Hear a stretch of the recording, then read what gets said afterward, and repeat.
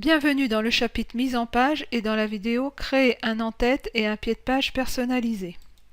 Nous allons voir comment créer un en-tête et un pied de page identiques pour toutes les pages du document, comment faire pour que l'en-tête et le pied de page soient différents pour la première page, puis comment faire pour que l'en-tête et le pied de page soient différents pour les pages paires et impaires, et comment créer plusieurs en-têtes et pieds de page. Comment créer un en-tête et un pied de page identiques pour toutes les pages du document. J'ouvre Word, donc dans toutes les applications, je clique sur le lien Word 2016 et j'ouvre le document qui est dans les ressources de cette vidéo et qui s'intitule enoch.docx.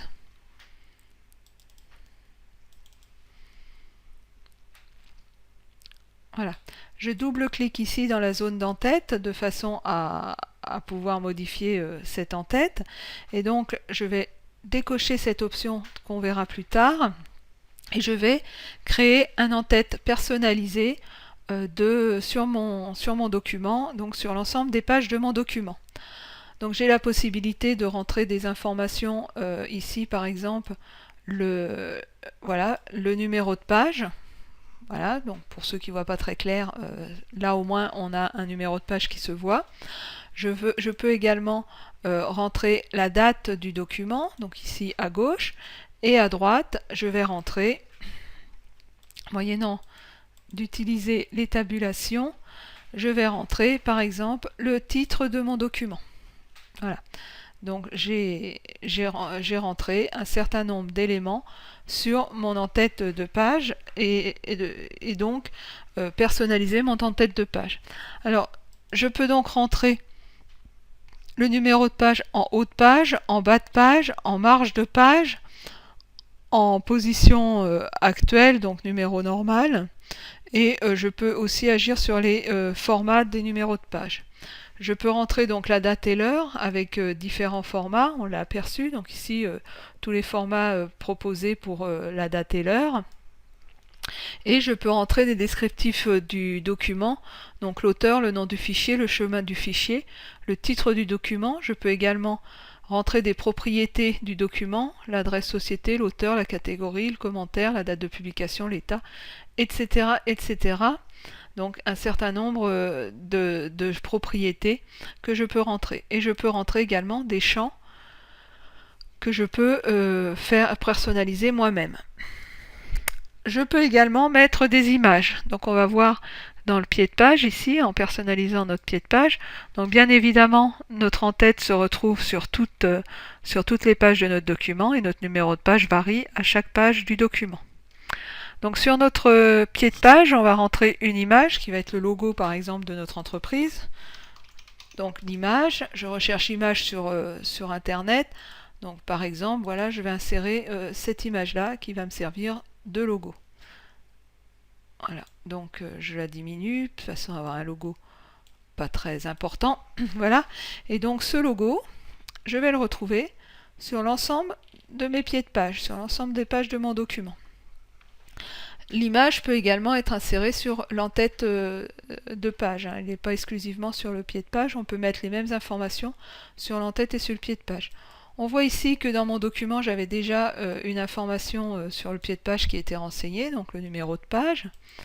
Et ici, je vais, pour agrémenter un petit peu mon pied de page, rajouter, par exemple,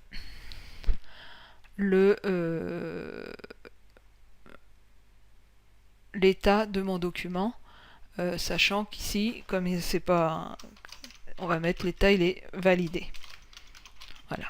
Et donc, j'ai la possibilité de rentrer l'état de mon document et ainsi, sur toutes les pages, je vois que mon document est validé. Et là, j'ai cette en-tête de page et ces pieds de page sur l'ensemble des pages de mon document. Alors comment faire pour que l'en-tête et le pied de page soient différents pour la première page? Et ici dans mon onglet création de mon en-tête et pied de page, j'ai une option qui me permet de différencier l'en-tête de la première page et des pages suivantes et de l'ensemble du document. Donc si je coche cette option, ici Word a retiré l'entête et le pied de page que j'avais défini. Et je peux définir un en-tête et un pied de page particulier pour la première page. Donc je décide par exemple dans l'en-tête de mettre une image différente. Donc je vais rechercher une image et je vais mettre par exemple cette fleur dans l'en-tête. Donc je vais la réduire de façon à ce qu'elle ne prenne pas beaucoup de place. Et là, on va s'apercevoir que sur la deuxième page, j'ai conservé mon en-tête que j'avais créé tout à l'heure. Sur cette page-ci également, seule la première page a été modifiée et a maintenant un en-tête qui est différent. Pour le pied de page, c'est rigoureusement la même chose. Si je me positionne ici, je peux aller y mettre, par exemple, la description, l'auteur de mon document, ici dans le pied de page. Et donc, le pied de page qui va être également différent à celui que j'ai fait sur les autres pages. Donc ici, j'ai créé un en-tête et un pied de page différents pour la première page que pour les autres pages du document. Créer un en-tête ou un pied de page différent pour les pages paires et impaires. Alors, il peut être intéressant de dissocier l'en-tête et le pied de page des pages paires et des pages impaires. Alors pour ce faire, on a ici dans l'onglet Création une option qui permet de rendre différentes les en-têtes et les pieds de page des pages paires et impaires. Donc je la coche et donc ici l'effet a été de maintenir sur les pages impaires la mise en page que j'avais créée, donc l'en-tête et le pied de page, et sur les pages paires de supprimer cette en-tête et ce pied de page de façon à me permettre de mettre un en-tête et un pied de page différents pour les pages paires. Donc par exemple, je pourrais ici aller rechercher une autre image. Alors je le fais avec des images parce que on se rend mieux compte, c'est plus visuel de voir le changement avec les images que de voir potentiellement quelque chose de différent. Avec de l'écriture, on ne se rend pas forcément compte du rendu, mais il n'y a aucune obligation à mettre des images dans les en-têtes et les pieds de page, bien évidemment. Donc là, je mets une image. Et donc, si je descends dans mon document, je m'aperçois que mon en-tête de mes pages impaires a été conservé. Et j'ai un nouvel en-tête pour les pages paires, avec mon image ici que je viens de mettre dans l'en-tête. Et dans le pied de page, là, je vais mettre en milieu de page. Donc, je vais jouer avec la tabulation pour passer en milieu de page. Je vais mettre un numéro de page un petit peu particulier que je vais mettre au milieu. Voilà, une ellipse. Donc j'ai bien mes pages paires qui ont un bas de page qui est différent de mes pages impaires et qui se reproduit sur toutes les pages paires ici. À l'aide de ce numéro de page, je distingue bien la différence entre mes pages paires et mes pages impaires.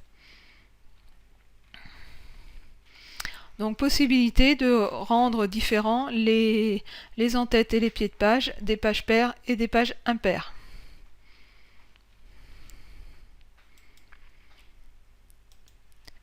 Comment créer plusieurs en-têtes ou pieds de page? Alors pour créer plusieurs en-têtes ou pieds de page, il faut avoir des sections, différentes sections. Là on n'a qu'une seule section, la section 3. Pour créer des en-têtes et des pieds de page différents, il faut avoir plusieurs sections. Donc on va rajouter une section, par exemple au chapitre 23 ici. Donc je vais sortir de mon en-tête et de mon pied de page. Je vais descendre dans mon document. Voilà, chapitre 24. Je vais mettre ici sur le troisième chapitre du chapitre 24. Et je vais ici insérer un saut de section. Donc ici un saut de section page suivante. Et là, je vais dire que je veux un en-tête différent de l'en-tête précédent.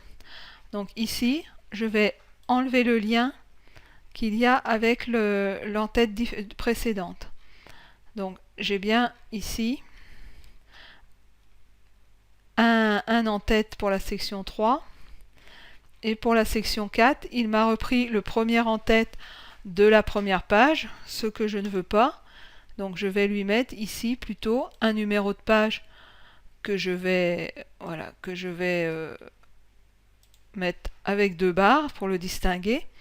Et donc là, j'ai dans ma section 4, pour mes pages paires, uniquement pour cette page-là, une nouvelle en-tête que j'ai créé, un nouvel en-tête que j'ai créé pour cette section-là.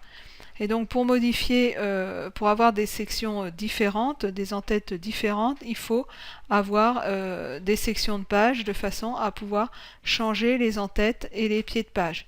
Donc ici c'est pareil, je veux plus de l'auteur, donc je supprime l'auteur et je peux aller récupérer la date et l'heure, ou l'heure tout court sur ce format-là. Et là donc j'ai ma section qui comporte des éléments différents des autres sections et des autres pages. Alors si j'intègre une nouvelle section ici, donc je quitte mon en-tête, je réintègre une nouvelle section ici, donc saut de page, page suivante, et ici je m'aperçois que automatiquement, si je rentre automatiquement dans ma section 5, Word a reproduit ce que j'avais dans ma section 4, automatiquement.